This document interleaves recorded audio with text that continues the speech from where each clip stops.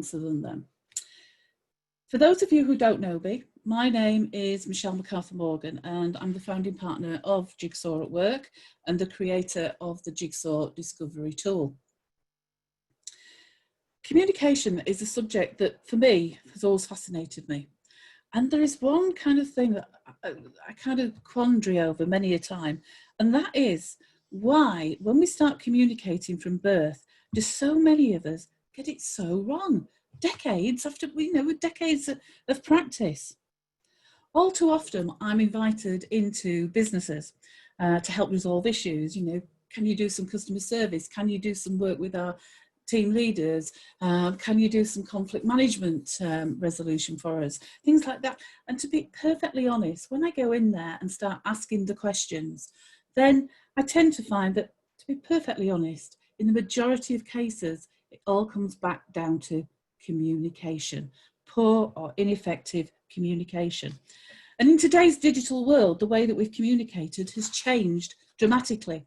More and more communication is reliant on technology, and our ability to be able to communicate effectively has never been so critical. If we think about the frequency and the way that we choose to communicate, we think about the choices that we make and how those choices actually affect the way that we build, retain and grow relationships.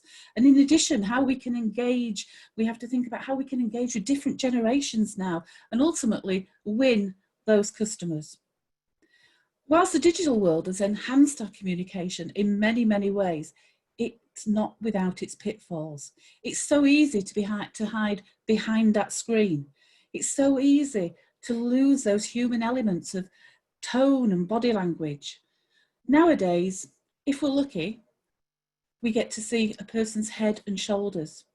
And that's only when, assuming they have the webcams on, and that's a whole different psychological discussion to have around webcams.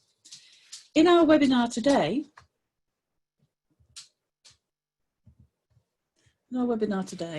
I would like to cover the following areas.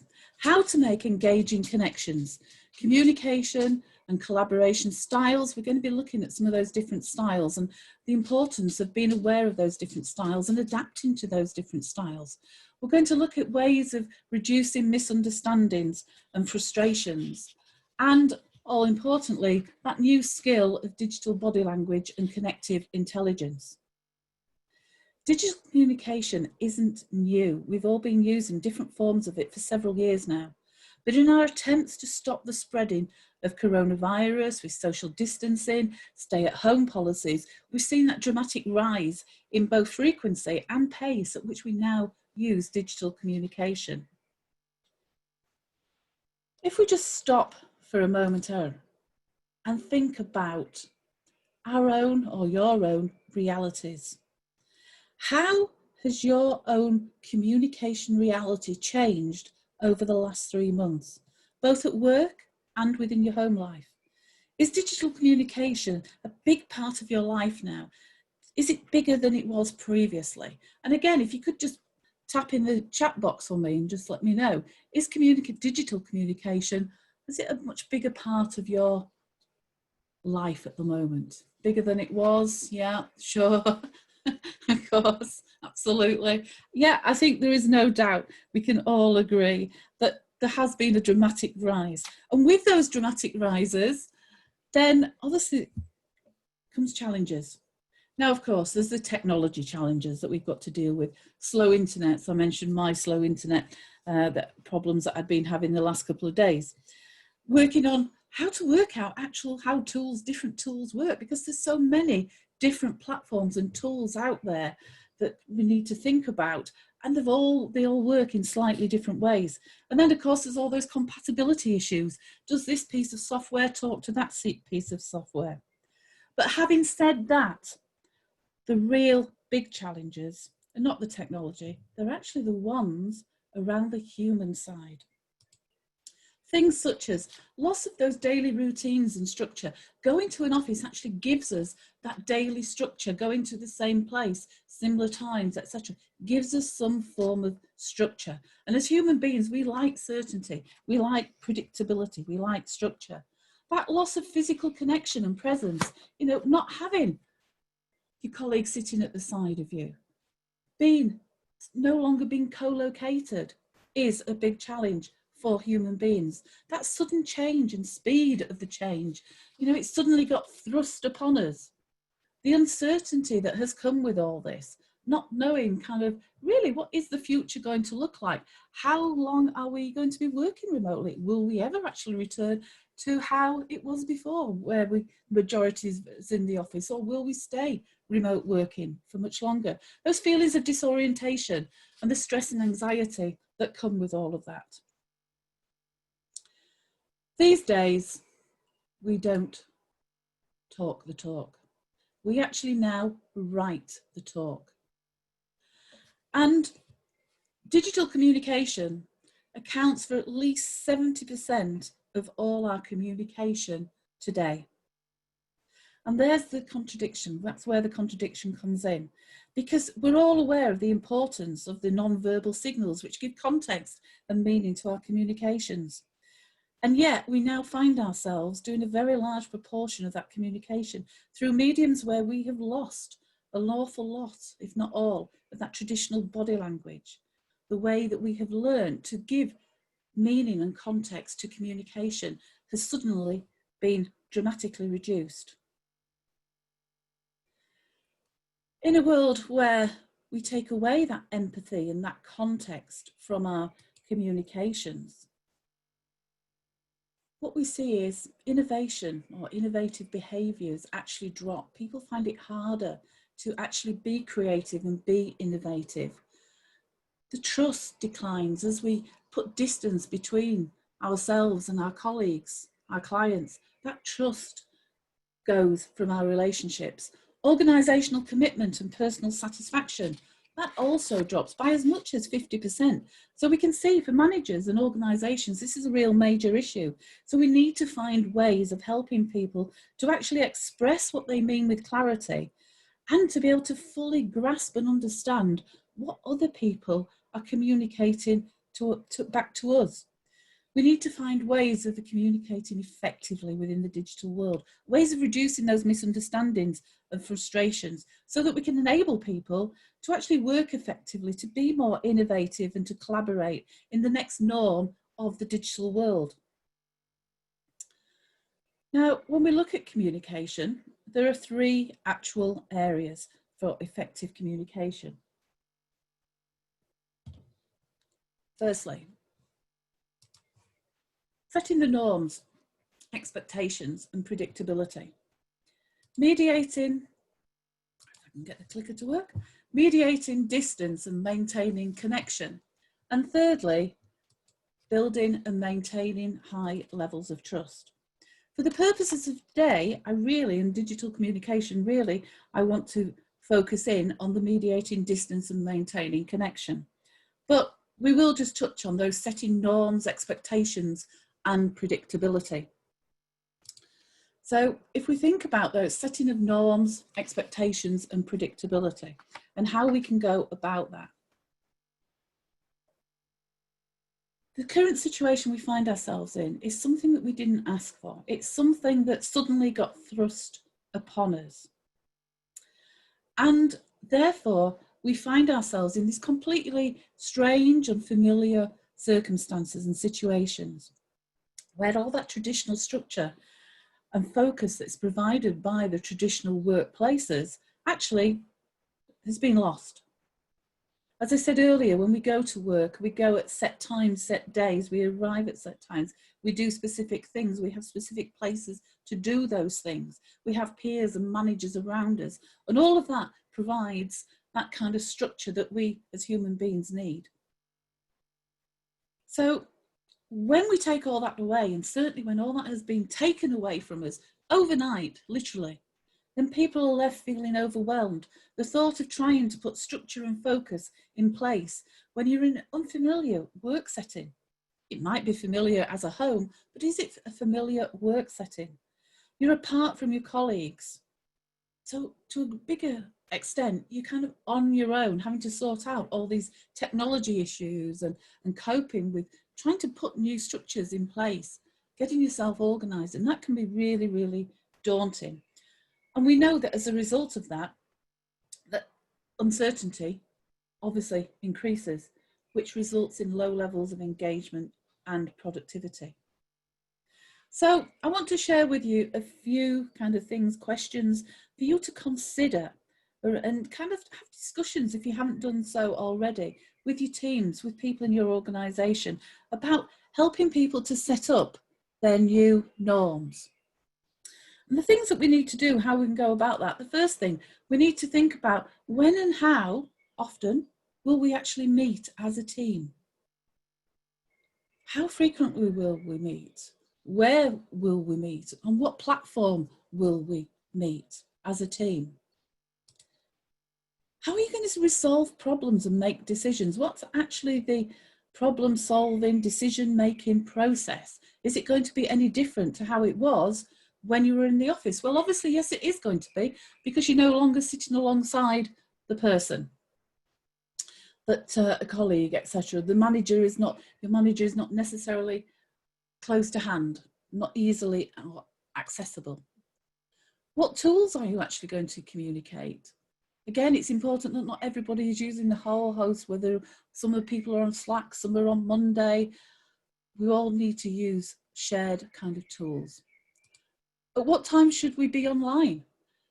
Remembering that people's home circumstances may be different. It may suit you to be online very, very early in the morning, but for somebody who's got a young family, or they're homeschooling, or looking after other people, they may find that more difficult. So it's finding that kind of commonalities, those times when you can.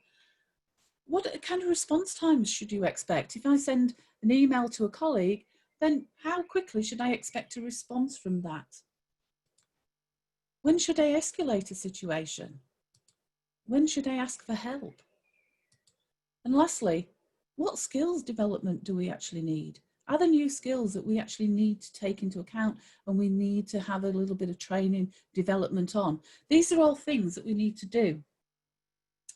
So I'm going to ask you now just to think about you, your team, and your organisation, and how are you doing in the area of setting those expectations, those norms, predictability? Would you say that you're doing well? Would you say that you're in the process of setting those norms and expectations? Or is there very much room for improvement? Just type in chat again what you mean. Doing well in the process. In the process of learning all the time, not too well, doing well, in the process, doing well. Absolutely. That whole kind of mix there of kind of doing well, we're in the process, there's room for improvement. And it takes time, you know, come on, we're only, what, 3 months into this. And we've got a long, long way to go. It was sudden, we weren't given that opportunity to plan. So it's kind of, yeah, you know, in the process, it's a great place to be. There's always room for improvement. So yeah, and it's pleasing as well that some of you feel that your organisation really is doing well already. So well done. Somebody just asked me, what did I mean about innovative behaviours dropping?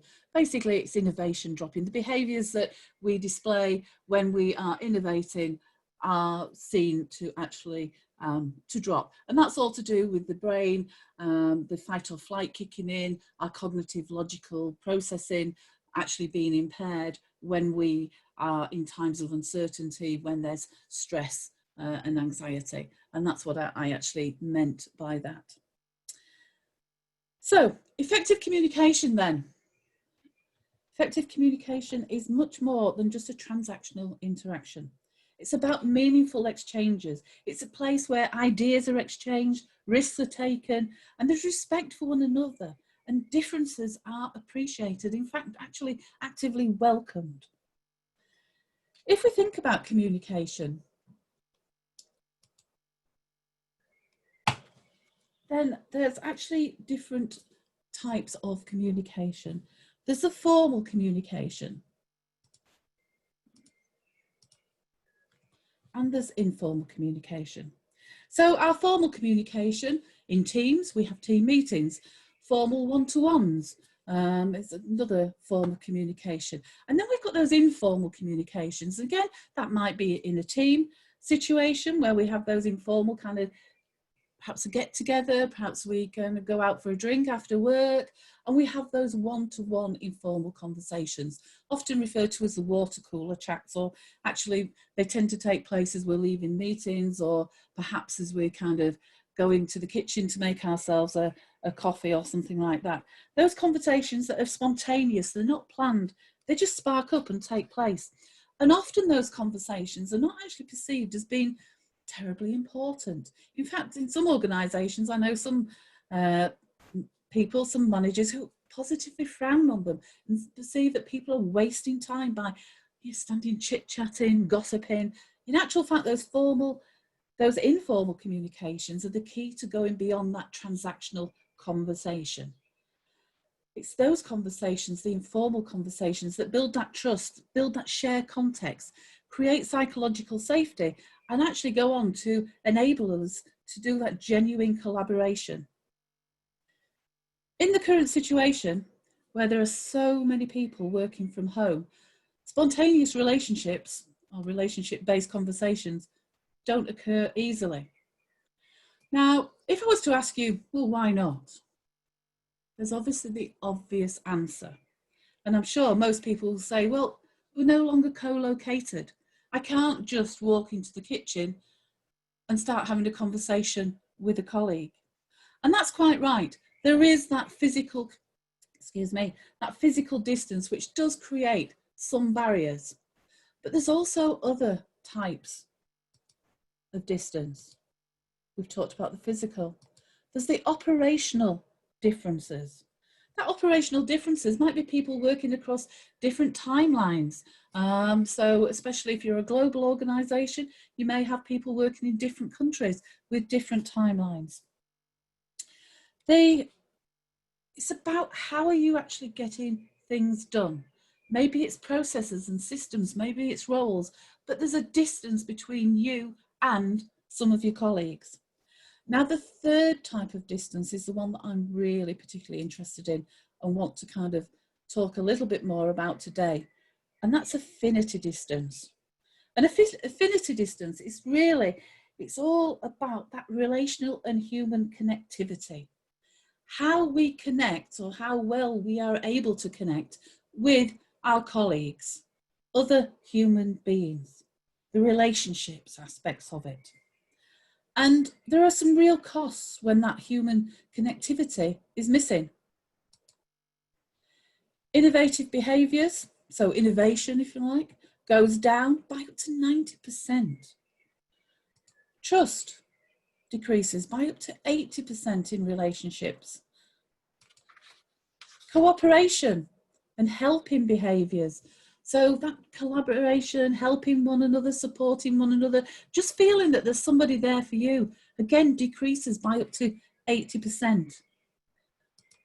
Role and goal clarity. It's not as clear. We lose some of that role and goal clarity because we're out of that day-to-day touch. We're not seeing our colleagues doing the things that they do.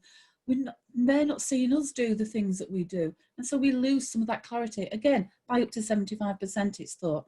Project success drops by up to 50%. And organisational commitment and satisfaction, again, decreases by up to 50%. Now, these were figures that a couple of weeks ago were actually given out at the ATD virtual conference. So, you know, they actually come from some very current kind of research. So what we need to do as managers, we need to try and mediate that distance and help connect people, help each other, help people to connect to one another and the organisation to form that kind of shared context. So to do that, there's some things that we can do, a few top tips for you, if you like. First of all, increase our social connections. So perhaps you could organise virtual tea breaks. Arrange a time, 11 o'clock on a Friday. We're all going to be online because that's convenient. You've checked with people, that's a convenient time. We're all going to be online together and we're just going to have a a coffee and a natter. 10-15 minutes, that's all it takes. Encourage people, and if you've been on previous webinars, you'll have heard me talk about this before, but one of the things that we do and the ways that we connect with one another, those informal one-to-ones, very often when we've been into a meeting, we like to come out of a meeting and we like to kind of share our thoughts, discuss what went on in that meeting with our close colleagues. Now that's easy when we're all in the same building. But now, when you've had a virtual meeting, you can't just walk down the corridor with that person. You can't just bump into them in the kitchen and have that conversation. So encourage them, acknowledge that those conversations take place, acknowledge that they're important, and actually suggest, why don't you, when we finish this, you know, take 10 minutes out, ring a colleague, have that kind of natter, that conversation, and just prompt that kind of engagement to continue. Showcase your team members' contributions, you know, highlight that, talk about it in team meetings. Promote that sense of community and teamwork. Things like, again, organise a virtual team lunch. Shared projects that you can all kind of work on. Organise team away days. You can have a virtual team away day. Virtual team quiz. And the last one, humanise team members. Now, what I mean by that is build those individual and team self-awareness and awareness of others and appreciation of differences. Really help everybody to really build those interpersonal and intrapersonal kind of relationships. We can do this, and as a team manager, we strongly advise and suggest that you do weekly one-to-one check-ins. Pick up the phone, have a conversation with somebody, send a text. It's going to take maximum of 10 minutes, but do this once a week. Now then, one little tip is, don't just go, oh, I've got a spare 5 minutes, I think I'll phone Fred. Actually check Fred's availability. Make sure you're not phoning him in the middle of a busy, when he's on a Zoom call, for example, or that it's his lunchtime. So again, it's all about having that relationship, that knowledge of one another. But there is some research, interesting research actually, into this. And the research says that the optimum amount of time for contacting, keep maintaining that contact between a manager and his team is, it's actually 11 days. But for ease, we tend to say a week. And there is definite evidence that shows that if you leave it as long as a month, there is a much lower, there is a decrease in actual performance and output. So we need to encourage people to have those one-to-one kind of conversations. Now, when I've mentioned this to people before, sometimes people say to me, yes, but you know, I'm already busy. It's just another one thing for me to think about. Well, actually, no, it's not. Because that one thing, those weekly one-to-one check-ins, is actually leading. It's not additional to leading, it's what leading is all about. So now this time, again, a few moments for check-in. How are you doing as far as mediating that distance as an organisation in your team? Are you doing well? Are you in the process? Is there room for improvement? A quick in the chat again, please.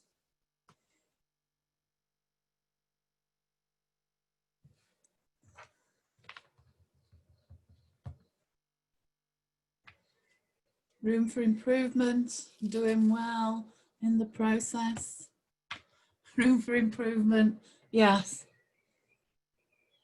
Yeah, I think we're at that kind of stage now where for a lot of you, and certainly it's come through here today, we're starting to get our head around setting norms. We're now seeing that this is not something that is just suddenly, we're all going to go back into the office tomorrow. We're seeing kind of remote working, working from home as a bit more of a longer term, if not, you know, permanent kind of way of working. So we're kind of thinking about setting those norms, but we haven't yet got around to thinking about how are we going to mediate that distance. Some people aren't aware of the importance of it. And as I say, it's really that informal communication that can make, where you can do a little bit to make a big difference.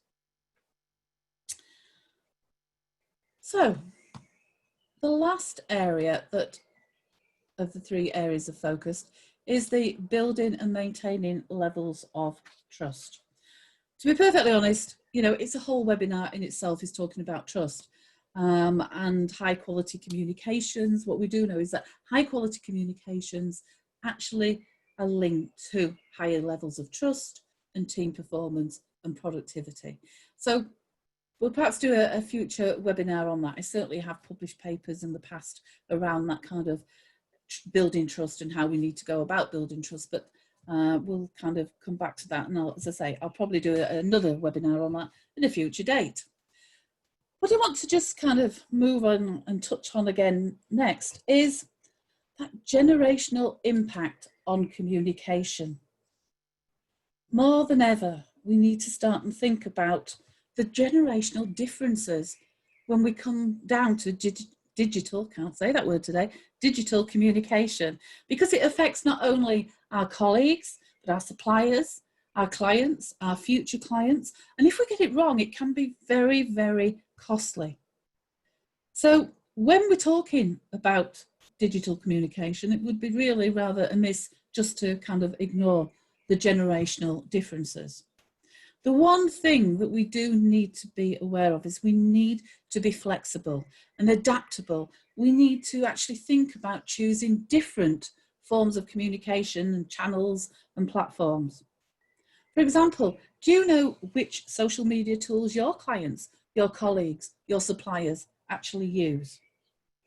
Baby boomers, Generation X, millennials, post-millennials, they've all got their digital preferences. For instance, Generation X tend to be the Facebook users, whilst millennials prefer Instagram and Snapchat. Not only that, but they've also got the different ways of communicating and engaging with each other. For example, the advent of emojis and text language. Now, certainly for baby boomers and Generation X, this was a very different and strange way of communicating, especially within that business setting, as we started to see millennials come through and start using kind of text language and putting emojis, smiley faces on their emails. Bit of a question for you. 17th of July this year. Why is that? What's special about that date? Any ideas? I'm going to put in chat. Anybody know? See if anything comes through on chat. If anybody gets the answer right. Why is the 17th of July 2020 an important date? As is the 17th of July 2021 and 2022. I'm on holiday. Good for you. Hoping to go on holiday the next day. Very, very important, but I'm afraid my fish and chip shop opens. Well done, excellent. Unfortunately, that's not quite the answer I was looking for. The answer as I was looking for is, it is World Emoji Day. Now then, some people would know that. People who like emojis will be celebrating on that day, and we will no doubt be inundated with emojis across all sorts of different social media. But for everyone, emojis, text, slang type language is not appropriate for the business setting. But again, we find that this is very different across the generations. For example, millennials like to use short sound bites and acronyms such as NNTR, for example. The key to communication is not to communicate in your preferred way, on your preferred platform, or in your preferred language, using emojis or not using emojis. But it's all about thinking about the people, the receiver, and their preferences, their style, how they would like their communication. It needs to be humanized and personal to the receiver.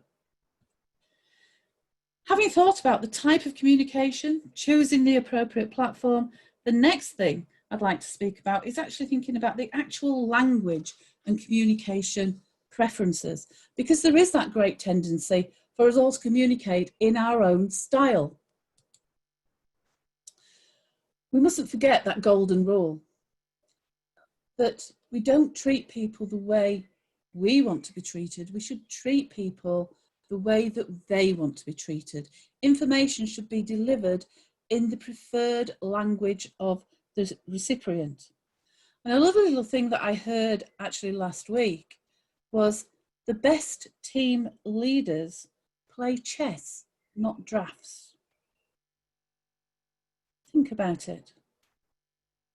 In chess, each of the pieces has their own way of doing things, their own way of going about things. They've got their own preferences. In drafts, it's much more standardized. And that's exactly what communication is like and should be. We should be adapting and flexible, adapting our style. I did see a question come up earlier. What does ATD mean? ATD actually stands for the Association of Talent Development. It's the equivalent in America of something like CIPD, for example. So, how can we be more flexible? What kind of rules, guidelines are out there to help us? Well, I mentioned at the beginning that one of the things that I have done in life is help to create the Jigsaw Discovery Tool and the Jigsaw Behavioural Framework. And communication is something that we talk about quite a lot with the Jigsaw and the communication preferences. At a very basic level within the Jigsaw, there are 4 basic communication styles and preferences. Our first one we call the ever ready style. Now, ever ready is somebody who's quite an action orientated, driven, focused type of individual. And when we're communicating with an ever ready, then we need to make sure that we are quite direct to the point. I will say to people, think in bullet points, talk in bullet points, be quite specific, stick to the business, provide options so that they've got a choice, talk about their goals, ask them and allow them to actually make decisions there and then on the spot. Now, if we compare that to our next friend, we call Ray of Sunshine. Our Ray of Sunshine is somebody who is much more a sociable, outgoing, innovative, creative, very flexible, gets bored type of person. Now, when they're communicating, for them, the communication, we need to actually engage them first of all. They need to see some energy. They need to see your passion, your enthusiasm coming through in the communication. They're people themselves who use lots of hand gestures, for example. They like stories and analogies. So we have to use quite visual kind of language. They like to kind of meander around a subject, going off topic, talking, straying onto another topic and coming back again. So talk to them about ideas, opportunities that exist out there, showing that passion that you have, that enthusiasm that you have. When they go off topic, keep drawing them back again into their preference. Provide them with options, not your opinions. And actually agree kind of the next steps. So they need to have a little bit of structure, a little bit of direction, but not be told what they should be doing. Our next style is our Carey. Carey and the harmonisers, we call them. Careys are the great team players. The Careys, it's all about helping, providing, supporting other people. And when we come to communication, Careys tend to have quite a softer, warm speaking voice. They need conversation to kind of build up, that builds a relationship up. They like people who are patient, who are consistent, who are respectful. They value all those traditional kind of values around relationship building. They don't like being rushed. They don't like being put on the spot. They don't like demands being put on them. They don't like being suddenly kind of asked, what do you think about? It's a much more gentle form of communication, a much more, shall we say, a friendly communication. They like that interpersonal kind of relationship building conversation leading up to the business. Our last communication style, Mr. Huey Blue. Now with Mr. Huey Blue is somebody who maintains structure. He likes order, he likes correctness around him. And when we're communicating with a Huey Blue, for him, it's all about knowledge, it's all about factual information, and it's about detail, having all that detail, having it presented in a structured, logical kind of way. It's about accuracy of information. And it's about sticking to the business, staying on track, no roaming on and off track, actually staying on track with our communication. If we just have a quick look, I'll just share this with you. Now, this is a slide just depicting the 4 different kind of styles. This is a typical kind of email. Now, in fairness, the bottom email, the Mr. Huey Blue email, that could have gone on and taken up the whole slide. I had to cut it short somewhat. But if you actually see that, you can see at the top, you know, from got the ticket, see you at 8 o'clock at the gates, down to see you on Friday, the 12th of November at 7:45 at the corner of Queen Street, etc. You know, I've collected the tickets. Can you do me a bank transfer? My details are. You can see that whole kind of difference between those different communication styles. And that's very much what we want to be aware of. We want people to be aware of in our communication styles.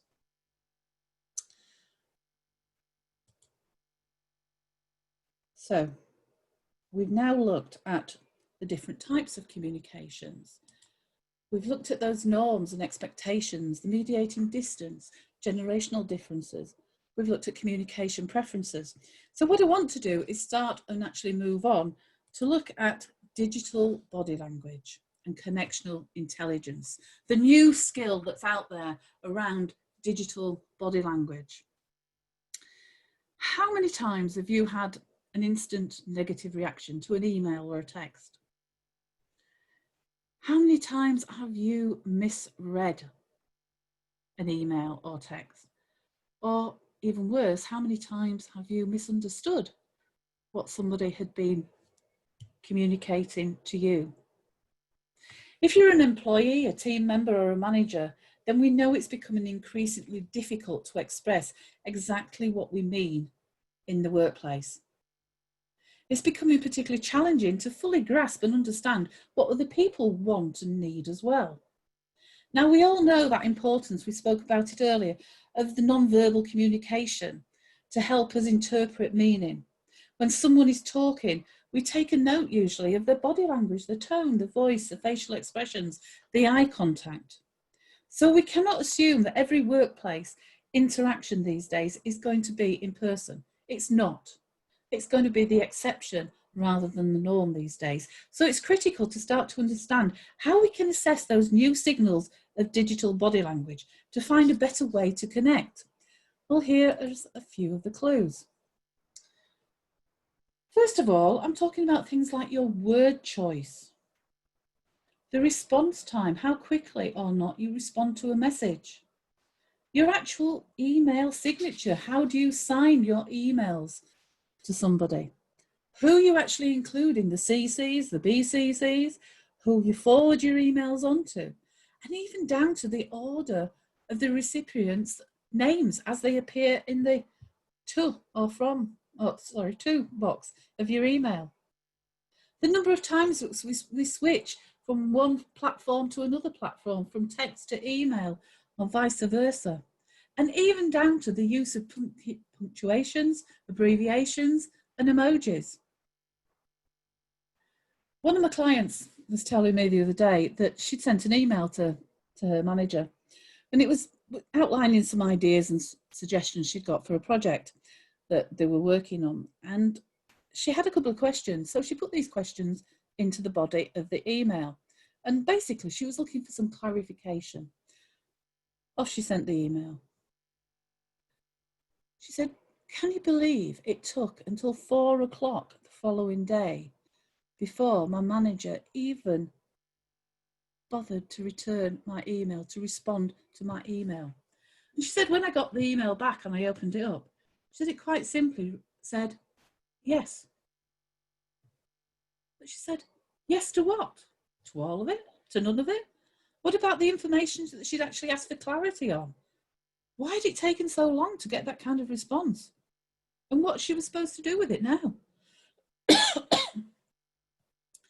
There's no hard and fast rules around digital body language, but there are some kind of questions that you can use as guides to think about your own body language and using digital body language more effectively. Things such as, did I give enough context in my message? So it's looking at the messages that you write. Is it clear what I'm trying to say? Have I actually given clear signals in my message to actually put some context to the message when the person receives it? Am I using the right emotional tone in my digital language? Am I showing gratitude, respect, frustration? And how can I use those new signals like question marks, exclamations to show emotion in the right way? Am I showing a clear call to action or next step? Will the receiver know exactly what to do next when they receive this information? One thing that we must always do when sending, even the briefest of communication, the briefest of messages, remember to read it carefully back to yourself before you send it. And perhaps ask yourself those questions. Just check for that context, for that clarity, for that emotional tone, for that call to action, and check that if I got this message, will the person, or when the person gets this message, will they actually know what I am meaning? Will they get the context of it? Brief messages are not necessarily clear messages. The average office worker receives around 120 emails a day and responds to over 60 a day. So in this new culture of communicating quickly, sometimes we take shortcuts or we completely forget about the context altogether in our message. And a lot of these brief messages then lead to that misunderstanding, that frustration, which can even go on to maybe damage a relationship. So when we're using digital body language, you never confuse a brief message with a clear message. If you got an email from your boss that simply read, "We should talk," what might go through your mind? It could have multiple interpretations. One word responses like fine, yes, do it, sure, okay, can also create uncertainty. Even sending question marks instead of actually asking a question doesn't make it totally clear what it is you're actually asking. And the recipient could obviously then jump to a misunderstanding, and that's where the frustration starts. So again, a few tips for you, things that you could do. Am I clear, first of all, am I clear about what I want? Did I actually include the right people in on that communication? Is it clear why this message is meaningful to that person or to the group of people? It's sometimes easy to be so brief that others don't understand why they even need to respond to you. Am I intentional about what I expect in a response? Making sure that you actually give appropriate guidance and clear time as to what you expect back in your kind of email, in their response, giving them some idea around the kind of timeline and making sure that timeline is not only reasonable for you, but it's also appropriate for the receiver.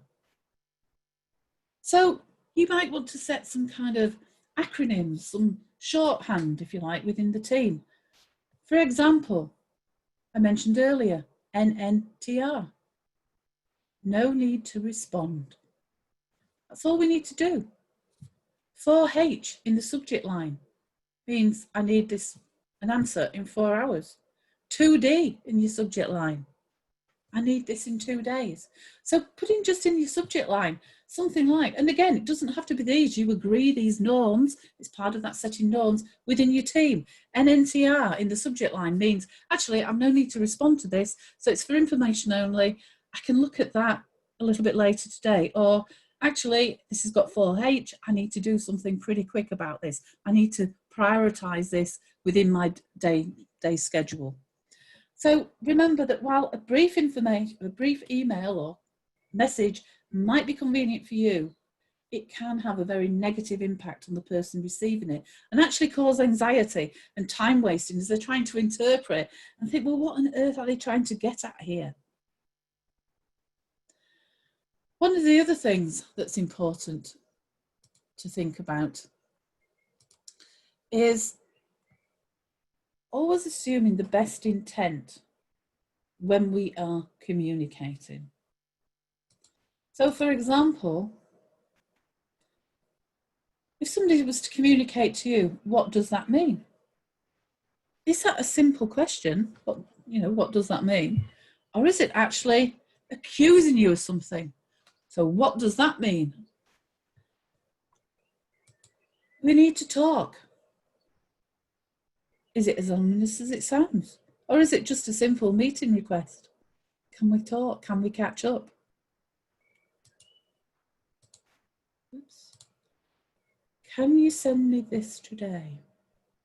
Now then, if you receive that message, all in uppercase, is that person shouting at you? Are they frustrated? Are they saying, just do it? Or were they just actually texting fast and didn't actually reread it and they weren't aware that they'd got the caps locks on? So communicating in today's times can be very challenging.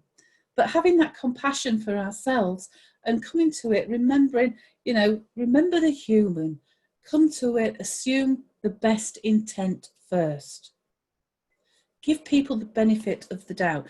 Think why they maybe have made a mistake. What's behind that? Were they under pressure? Or did they think that a simple message wouldn't be offensive to you? A little while back, I actually received a message from somebody who I know quite well, actually. And it was a response to something I'd sent them. And it quite simply read, just do it. Now, I didn't find that offensive at all. And a few days later, I was talking to another colleague about it. And I mentioned the conversation, the email, and saying that, they just came out and said, just do it. What do you mean? They just put simply, just do it in the email, nothing else? I said, yeah. And that individual got very, very offended on my behalf. Now, for me, actually, I'm quite a red, direct, blunt type person. So for me, I knew exactly what they meant and it suited me fine.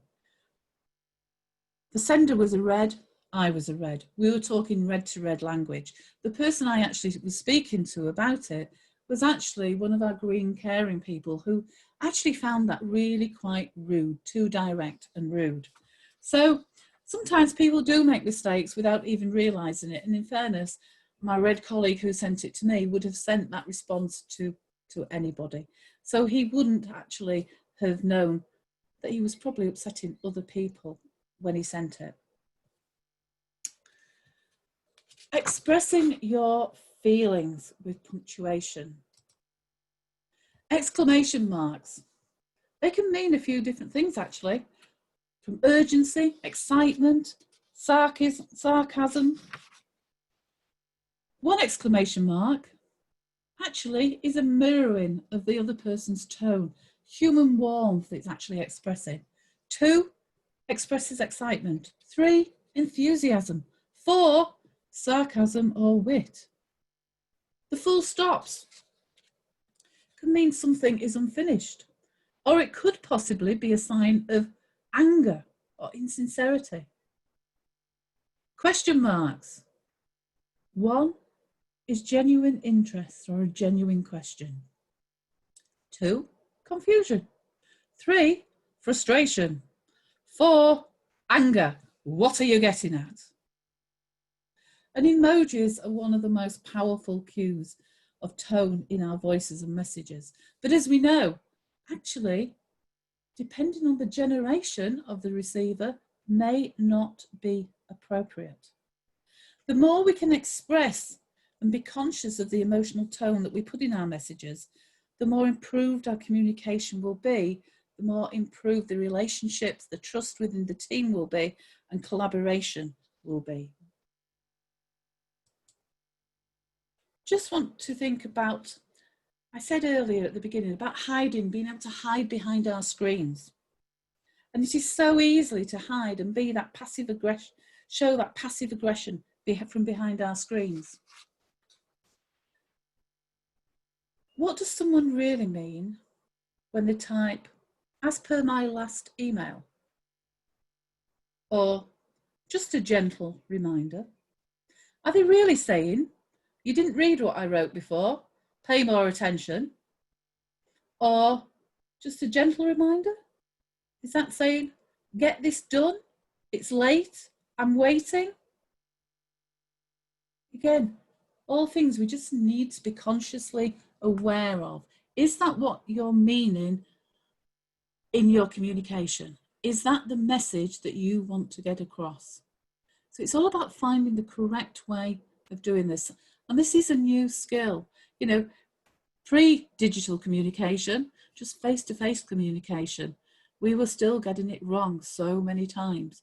So now we've got an added dimension, because now we've got to think about how can we put in this kind of new way of body language through our words, through our question marks, the emojis that we use, thinking about the generation difference, thinking about our choice of words, etc.